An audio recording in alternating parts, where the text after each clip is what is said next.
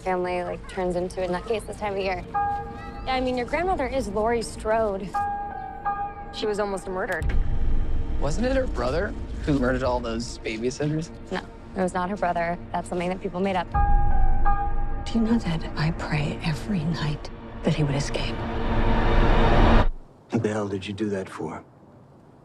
So I can kill him. Jamie Lee Curtis. Yeah. Welcome to Sydney. Congratulations on Halloween. One of the reasons you kind of signed on for this project, I understand, is because, you know, this tells a very heavy story, and the big T word, trauma. Capital T. Capital T. Is this specifically what drew you into the script? You know what? Honestly, I saw the poetry of what David Gordon Green was trying to do from page 2 of the original script I read, which had my granddaughter, who was a runner, like a high school runner, running through the streets of Haddonfield, and then running up to her bedroom to get ready for school in the morning and opening the louvered closet door and pulling the bare bulb. And right away, 3 pages into the script, I went, oh, that's beautiful. My granddaughter back in the closet. I thought it was poetic. Ultimately, after I read the script and I learned what they were trying to do and talk about what trauma really looks like and really try to put a face to it, an old, weather-beaten, sad face, because trauma is not pretty. Trauma is not a power suit. Trauma is real. And we tried the best we could to portray cinema trauma, when in fact we all know there's a lot of real trauma happening all over the world. I mean, that's, I think, what's so great about Halloween is because, you know, this isn't a film that just says, let's try and find a way to kill all these characters in the grossest way possible. This is driven by story. The deaths are kind of just what carries that story along, from Laurie to her daughter, to her granddaughter. This generational trauma, everyone has their own story to tell. Michael is kind of just, in a weird way, moving that along. Well, you should be writing, A, film criticism, B, you should be teaching at a university. This is on tape, right? Can we just make sure? But seriously, because that's the best analysis Yeah.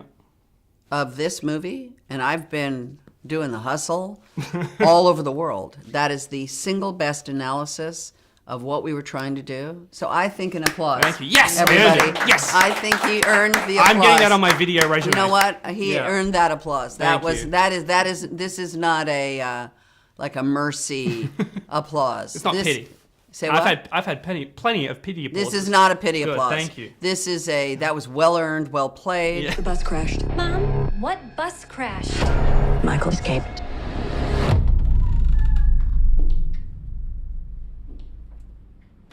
Excuse me, somebody's in here. Hello?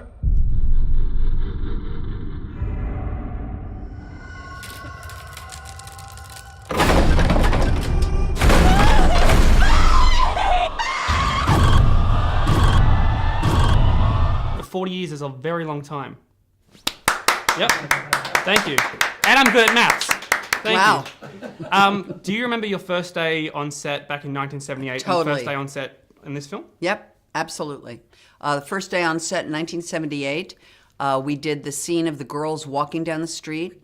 The car comes by, she yells at it, speed, hey jerk, speed kills. And then the car stops. There's that moment. And then she goes, oh, poor Laurie, scared another one away, that whole thing. And then it was me and Tommy at the scary house where I'm leaving the keys, and Michael Myers is inside the house, and then I walk away and sing the little song about wishing that I had him all alone. I wish I had you all alone. So that was the first day. And the first day of this movie is a scene that's actually not in the movie. It was a scene between Judy Greer and myself in her office. And the other part of the first...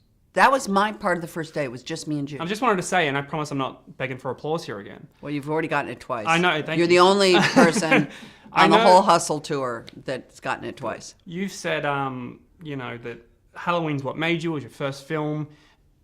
morbid example, when you die, it'll say It's not Halloween morbid. actress dies. But it's not morbid. Well, wait to hear what I say next, because it is a little bit. right. Because I'm a 90s baby.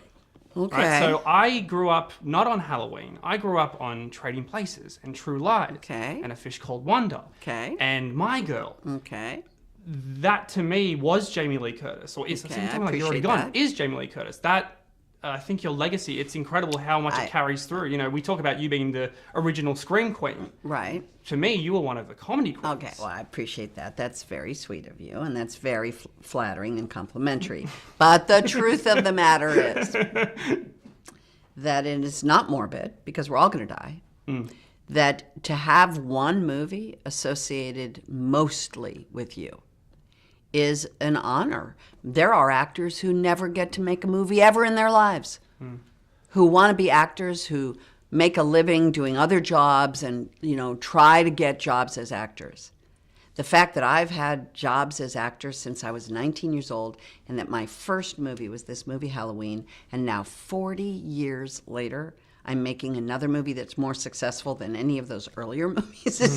So to say that Halloween actress dies, you're going to say something. Yeah. If you're lucky to have a career that's noteworthy, I guess. And when my mother died, it said psycho actress dies, because you get associated with that one thing. So I appreciate that there are other pieces of work that I've had great good fortune to be involved with, but Halloween is it's mine.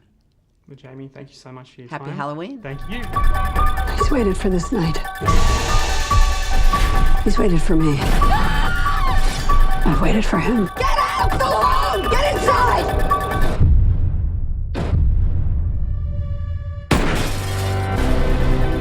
You don't believe in the boogeyman? He's here! Michael!